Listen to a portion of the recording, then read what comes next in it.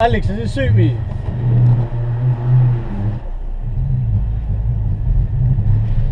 Does it suit me? What's up guys, welcome back to AB Auto. We're sitting here in the 2019 C43 AMG. The car has just gone back to Mercedes. It's only under a year old. If you don't follow my channel, you're probably wondering why. Don't worry, we'll get to that later on in the video and I'll run through the results of what Mercedes found. But really, I just wanted to show you guys some dashcam footage of what happens when you take an AMG to Mercedes. Do they take care of it? You're about to find out.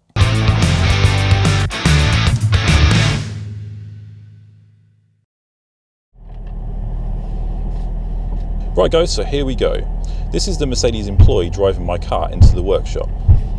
He seems to like the AMG, so he stops to give the exhaust a little rev.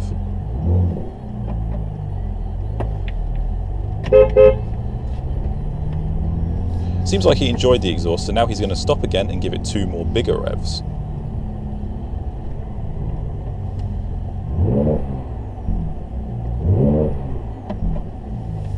Harmless fun I guess, but probably not the best way to treat a customer's £60,000 car, especially since it's a really cold day and the engine's not even warmed up.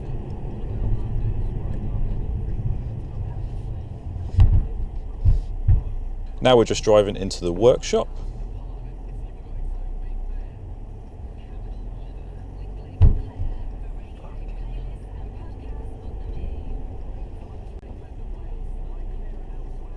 Ah, what's that? We're greeted by some friendly employees. Don't they look like they're working hard? Right guys, so then the car went into the workshop for its inspection. They did all the bits I'm going to talk about later. Not really very exciting footage because you just kind of saw a wall and you couldn't really see what the technician or mechanic was doing on the car. However, after they finished their work and the guy came to pick up the car to drive it out, something funny happened, so watch this.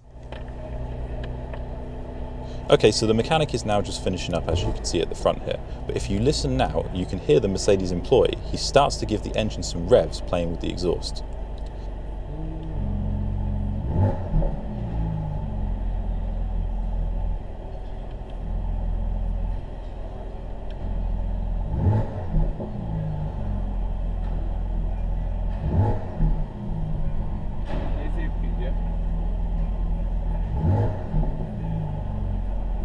It sounds like he's getting quite excited to be behind the wheel with an AMG.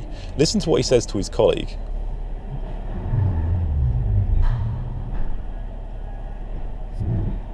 Nice, isn't it? I like it. Did it? Alex, does it suit me?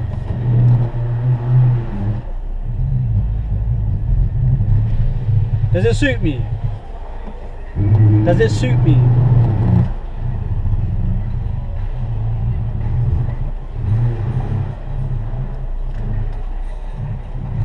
And why not? Let's stop again and give the exhaust one more rev.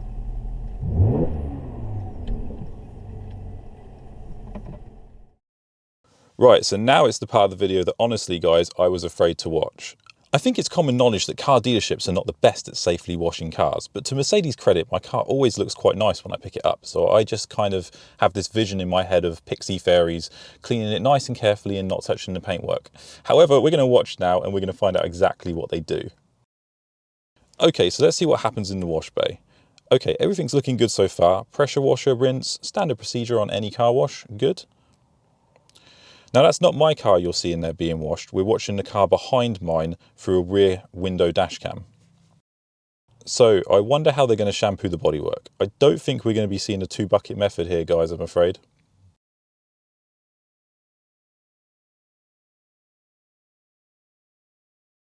Oh crap, what's that? No! Not the broom of doom. Ah, I can't watch this. I've heard so many horror stories with these things and paint swells and scratches. Damn, why did I watch this back? I wanted to imagine in my head something a lot nicer. Well, at least it looks like a soft end, unlike those petrol station jet washes, which are basically like scrubby brooms.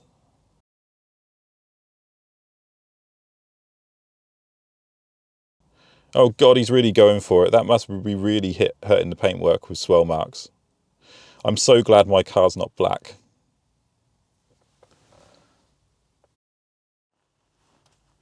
Okay guys, let's just pretend we didn't see that. They washed the car lovely. They used two buckets. Yeah, they didn't use one of those brushes, that's for sure.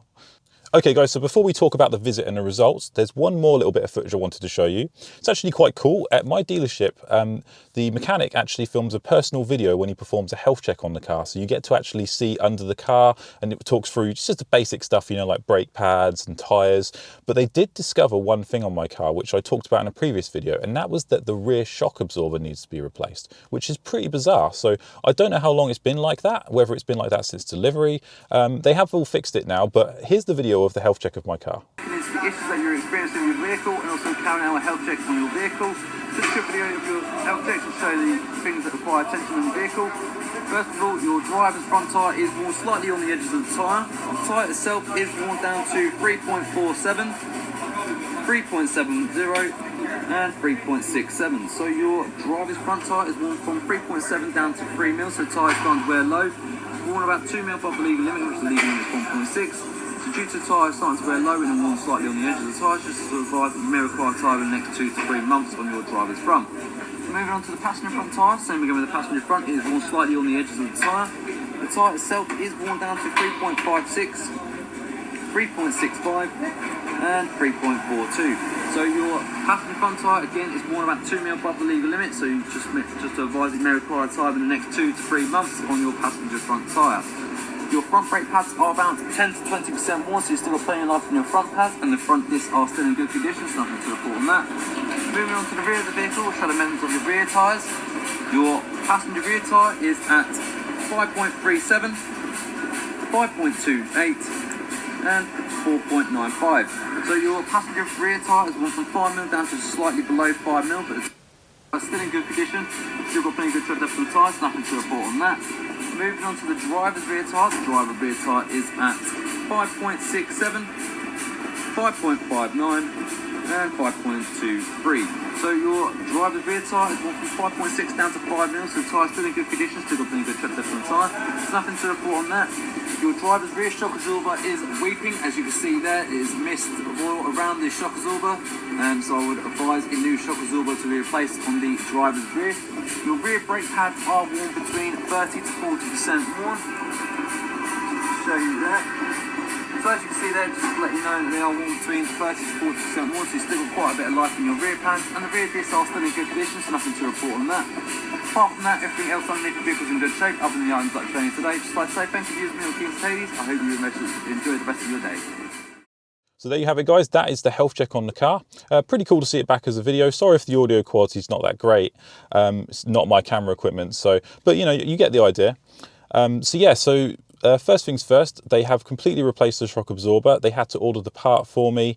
Didn't take very long. They did it completely under warranty. No questions asked. They were great about it. So what were the two main reasons when I originally took my car in? Well, I'm glad I took it in because the shock absorber turned out to be quite a big issue, but I originally was only taking it in for two small things. And the first one was the tyre pressure indicators. So the tyre pressures, these cars have this tyre pressure indicator, and if your tyres go low, it tells you with a warning message that they're low and you need to pump them up.